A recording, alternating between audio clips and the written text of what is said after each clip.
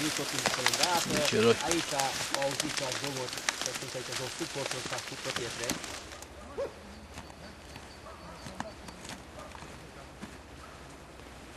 Auzi, de acum pot să filmez. Nu mai fac. Ce ai făcut aici, în Sarasău? Acolo, după Siberia.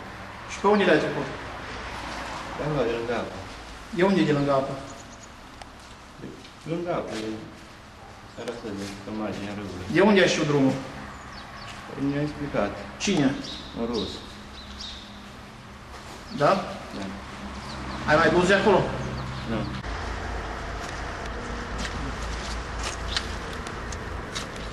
Acces mai mult de unul. Da, cred că e completat cu ăla. Da, jumătate de cealaltă.